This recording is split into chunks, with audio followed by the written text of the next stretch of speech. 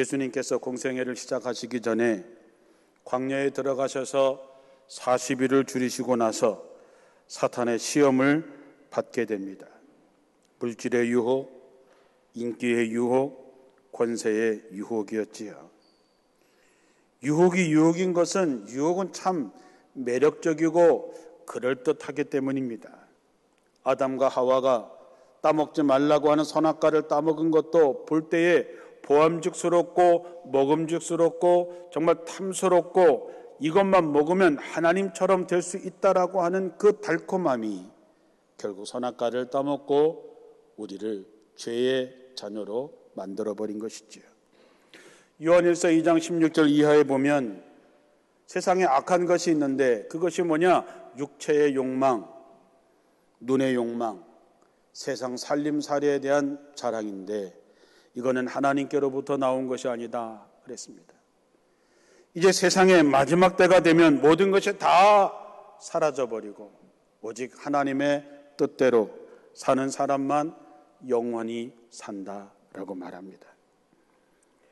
물질, 인기, 권세 이런 것들은 사람들이 어제나 오늘이나 정말로 자기 죽을 힘을 다해서 얻고자 하는 것들입니다. 그런데 성경은 이런 것들에 관심을 빼앗기는 순간 우린 자기 자신이 누구인지 모릅니다. 자기 자신의 삶의 통제권을 빼앗겨 버리지요. 그리고 인간다움을 잃어버립니다. 하나님이 만든 아름다운 인간의 모습이 사라지게 되지요. 그렇게 되면 내가 나됨을 버리고 내가 만나는 사람들을 자기가 얻고자 하는 것을 위해서 필요한 수단으로 삼게 되지요. 그 순간 우리는 마귀의 시험에 굴복하게 되는 것이죠. 이런 유혹을 물리치기 위해서 우리는 맞서 싸워야 되는 것입니다. 그러나 맞서 싸워서 어떻게 이길 수 있을까? 우리가 영적인 사단과 싸워서 이길 수 있을까? 욕망은 누르는 순간 더욱더 강화됩니다. 하지 말라 하면 더 하고 싶은 게 사람들의 마음이죠. 그게 우리들의 마음속에 갖고 있는 죄성입니다. 성경은 우리에게 뭐라고 얘기합니까? 악을 악으로 갚지 말고 선으로 악을 이기라. 이 말은 내가 억누르고 참고 있는 것이 아니라 그것을 넘어서서 선을 행함으로 우리는 악을 이길 수 있다라고 하는 것이죠. 코로나 상황이 지속되면서 이제는 예전의 삶과 다른 삶을 살게 되었습니다. 그동안 너무나 평범하고 느끼지 못했던 일상의 삶, 자유롭게 어디 가서 만나고 모여서 예배도 드리고 속회도 하고 만나서 밥도 먹고 아들 딸네 집도 마음대로 갈 수 있었던 그런 시대가 이젠 안 된다고 하는 것이지요. 이제서야 우리는 그때가 얼마나 귀했었던가를 깨닫게 됩니다. 이제는 다른 삶을 살아가야 하고 그 삶 속에서 이전에 알지 못했던 기쁨과 보람이 있다는 사실을 알게 되고 이제는 돈과 인기와 권세가 우리 삶의 절대적이 아니라고 하는 것을 깨달으셔야 됩니다. 내가 얻으려고 하고 내가 자랑했던 그것들이 마지막에 나를 살릴 수 있는 것이냐? 그것을 생각해야 된다는 것이지요. 하나씩 포기하고 던져버리고 정말 내게 필요한 것이 무엇인지를 진지하게 고민해서 내가 누구냐라고 하는 것을 분명히 알아야 됩니다. 성경은 우리가 누구냐 물었을 때에 우리의 인생은 나그네 인생이라고 얘기합니다.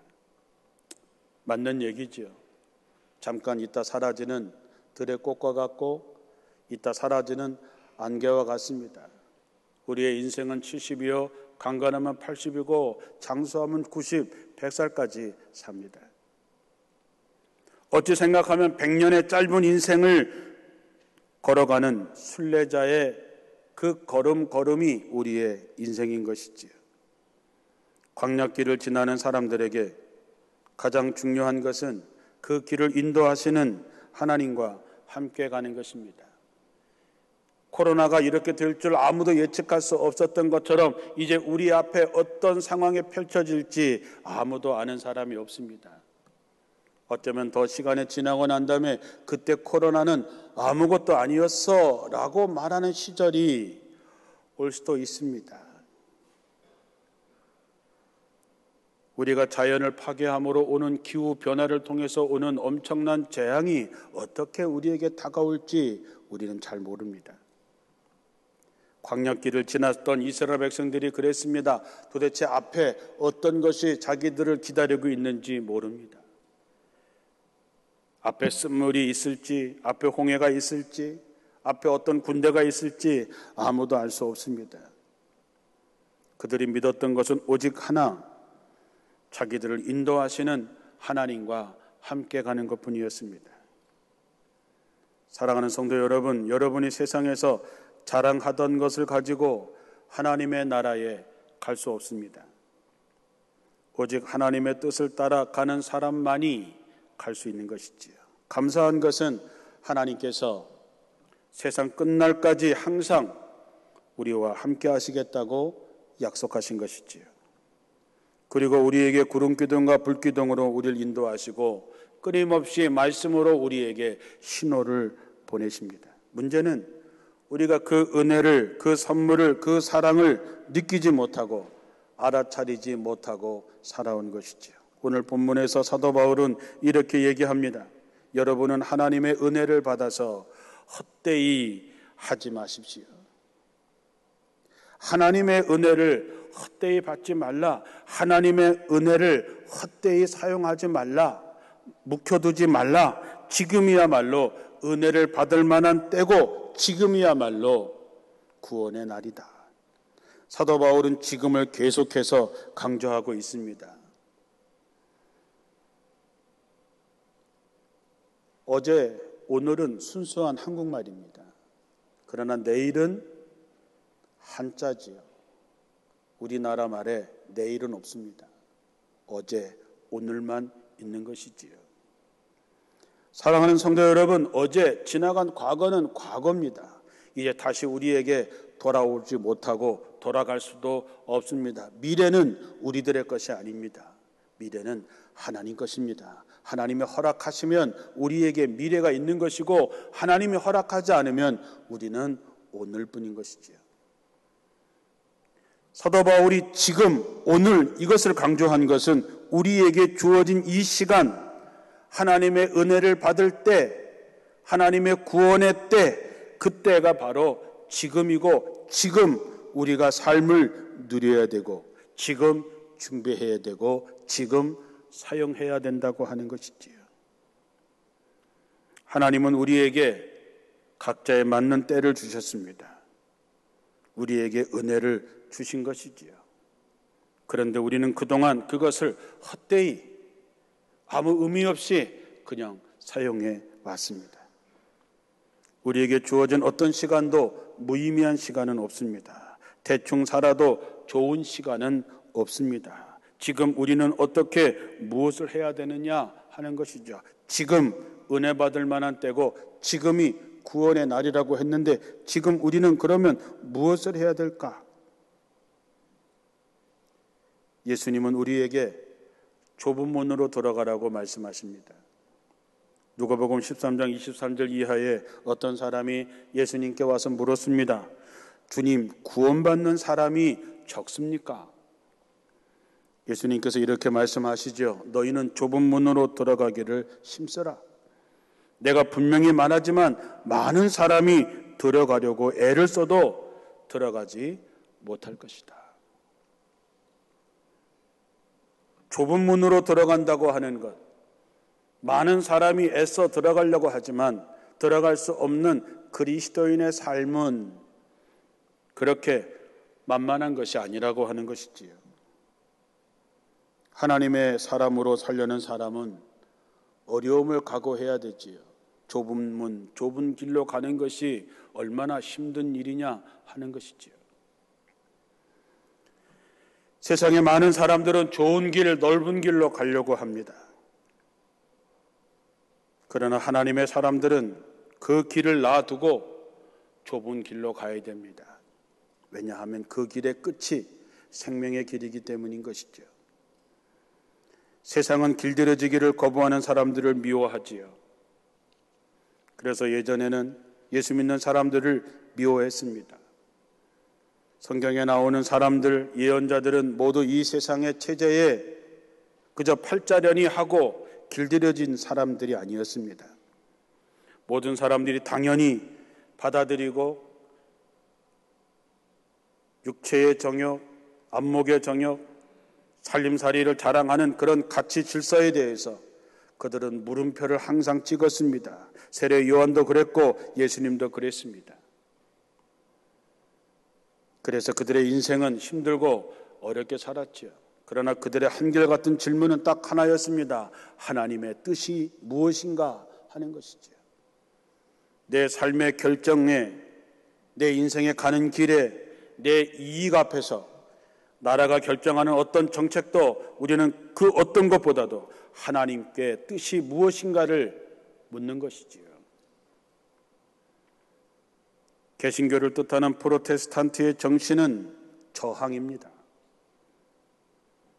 아무에게나 시비 걸라고 하는 얘기가 아니라 하나님의 뜻이 어디 있는가?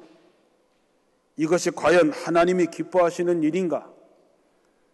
하나님의 뜻에 어긋나는 것에 대해서 저항하는 사람들, 거부하는 사람들이 우리가 되어야 된다는 것이지.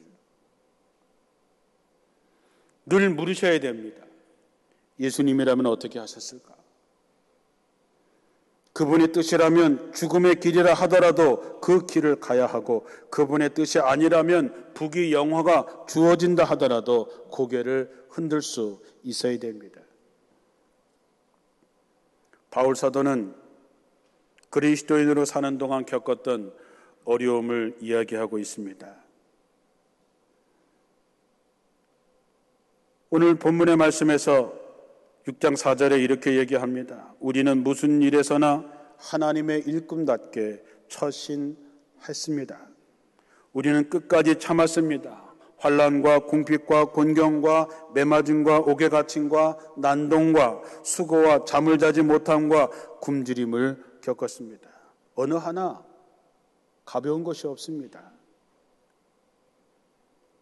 예전에 우리들의 신앙의 선배들은 이런 속에서 그들의 믿음을 지켜왔습니다. 우리에게 과연 이렇게 어려운 일이 왔을 때 과연 견뎌낼 수 있을까 하는 것이죠.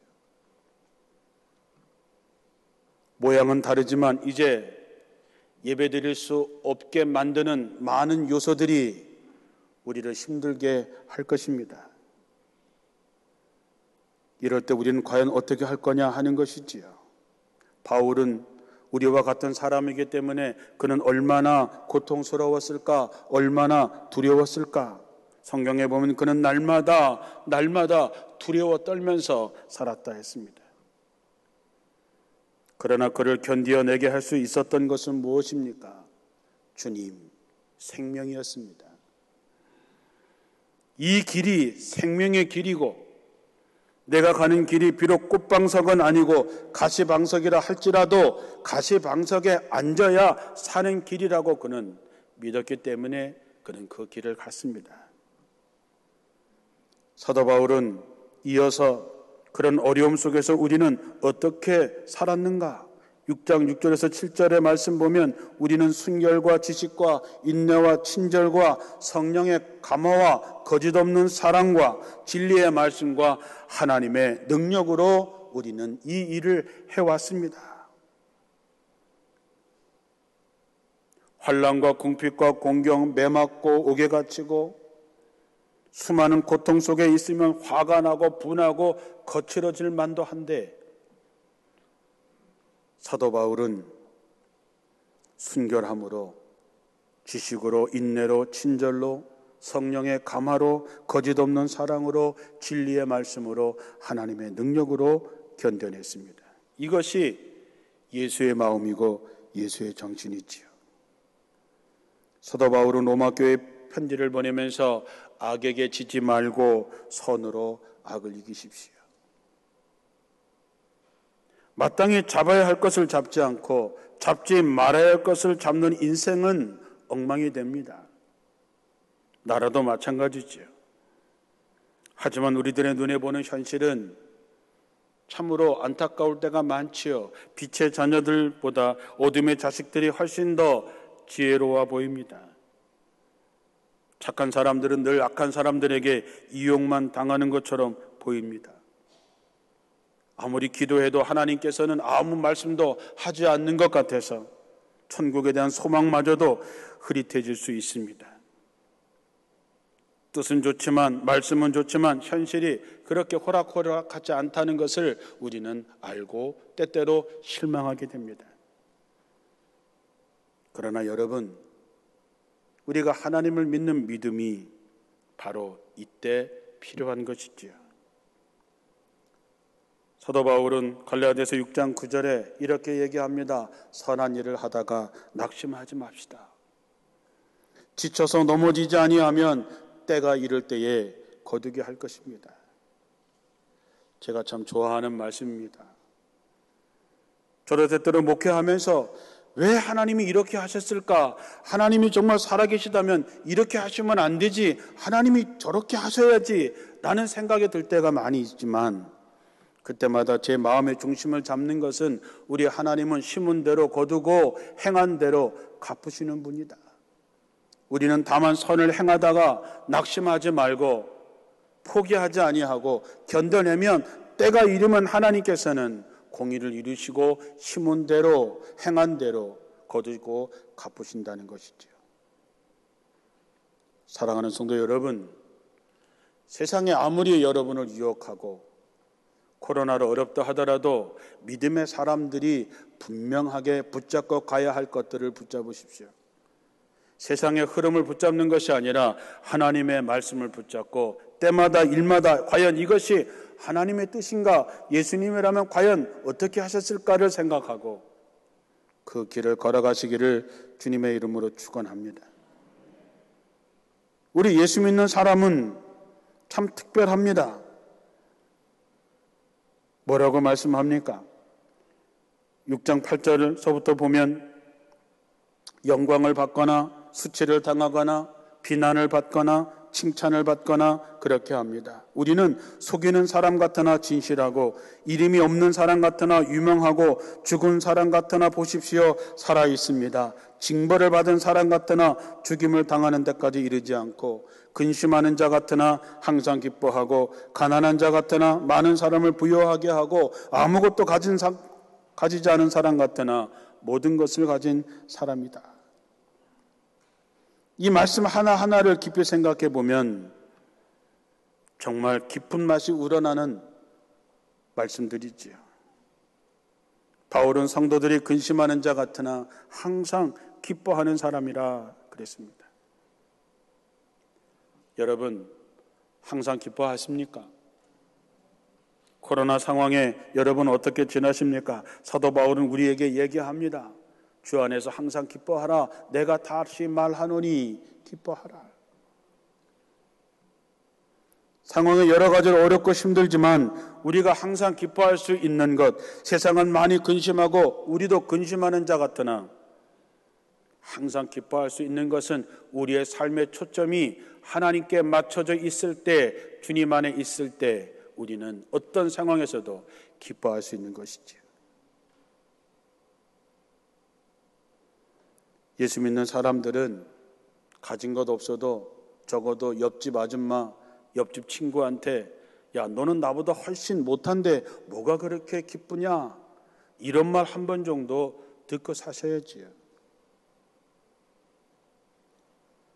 주님 앞에서 기뻐하는 힘이 생기는 여러분들이 되시기를 주님의 이름으로 축원합니다. 성도는 가난한 사람 같으나 많은 사람을 부요하게 하는 사람이라 그랬습니다. 예수님은 머리 둘 곳조차 없다 그랬습니다. 여기에 예수님보다 가난한 사람은 단 한 사람도 없습니다. 여러분은 그래도 집에 가서 주무실 집이라도 있지만 예수님은 머리 둘 곳조차 없으셨습니다. 그러나 예수님을 만나는 사람들은 누구나 다 예수님을 통해서 충만하고 넉넉함을 느꼈습니다. 주님은 가지신 것이 없었기 때문에 자신의 생명을 선물로 내어주셨습니다. 누구든지 하나님을 사랑하는 사람들에게 내 형제요, 내 자매요, 내 어머니라고 얘기했습니다. 그런 예수님의 모습 속에서 죽었던 생명들이 살아나고 사람들의 마음에 생명의 기운을 불어 넣으셨던 것이지요. 성도는 내가 얼마나 가진 것을 자랑하느냐가 아니라 자기 마음속에 모시고 있는 예수 그리스도로 말미암아 다른 사람에게 생명의 기운을 불어넣어주는, 다른 사람을 부여하게 하는 사람이 하나님의 사람인 것이지요. 성도는 아무것도 가지고 있지 않지만 모든 것을 가진 사람이라고 결론을 내립니다. 값진 진주를 발견한 상인은 자기가 갖고 있는 모든 재산을 다 팔아서 그 진주 하나를 삽니다. 왜 그랬을까요? 그 진주 하나가 자신의 모든 것보다 더 가치 있는 것을 알았기 때문이죠. 사도 바울은 예수님을 만나고 나서 자기가 이전에 자기에게 이롭다고 생각했던 모든 것이 해롭다고 여기기 시작했습니다. 자기가 평생을 바쳐서 이루었던, 자랑하던 모든 것들을 그는 배설물처럼 버렸습니다. 왜 버렸을까요? 그것들이 자신을 살릴 수 있는 것이 아니라고 하는 것을 알았기 때문입니다. 자신을 살릴 수 있는 유일한 것은 오직 예수님 한 분밖에 없다고 하는 것을 알았기 때문에 그는 모든 것을 다 버렸던 것이지요. 예수님 한 분만으로 여러분이 만족할 수 있다면 여러분은 아무것도 가지고 있는 것이 없는 것이 아니라 여러분은 모든 것을 이미 가진 사람입니다. 그러나 여러분이 예수를 잃어버린다면 여러분은 모든 것을 잃어버린 사람이 되는 것이지요. 지금은 참 어려울 때이지만 바로 이때 여러분의 신앙은 하나님께 더욱 가까이 가는 여러분들이 되시기를 주님의 이름으로 축원합니다. 하나님의 선하시고 기뻐하시고 온전하신 뜻이 무엇인지를 알아차리시기를 주님의 이름으로 축원합니다. 예수를 꼭 붙든 사람은 세상에 길들이지 않습니다. 세상을 따라가지 않습니다. 지금 여러분은 그리스도인의 참된 모습을 회복해서 세상 사람들에게 미움을 당할지언정 이제는 수치를 당하지 않는 여러분이 되시길 바랍니다. 사랑하는 성도 여러분, 하나님의 뜻을 품고 살고 계십니까? 아니면 세상에 길들여진 사람처럼 물질과 명예와 권세를 얻기 위해서 동분서주하는 엉터리 신앙인으로 살고 있지 않습니까? 지금 주님은 주님과 함께 일할 사람들을 찾고 계십니다. 오늘 우리가 읽은 14절 이하에 보면 우리에게 분명히 얘기합니다. 너희는 살아있는 성전이다. 주님의 살아계신 성전이다. 이제 주님은 자신의 일을 함께할 성도들을 찾고 계십니다. 우리가 하나님 앞에 좀 더 분명하게 다가가고 세상의 흐름을 따라가는 것이 아니라 믿음 안에 서게 됐을 때 하나님은 우리에게 이렇게 말씀하십니다. 내가 너희들 가운데 살며 너희들 가운데로 다닐 것이다. 나는 너희들의 하나님이 되고 너희는 내 백성이 될 것이다. 그래서 나는 너희 아버지가 되고 너희는 내 자녀가 될 것이다. 나 전능하신 주가 말한다. 어려운 상황에 위축되지 마시고 앉아있지 마시고 자리를 박차고 일어나 주신 은혜가 헛되지 않도록 주님의 꿈을 이루는 데 동참하는 여러분 모두가 되기를 다시 한번 주님의 이름으로 축원합니다.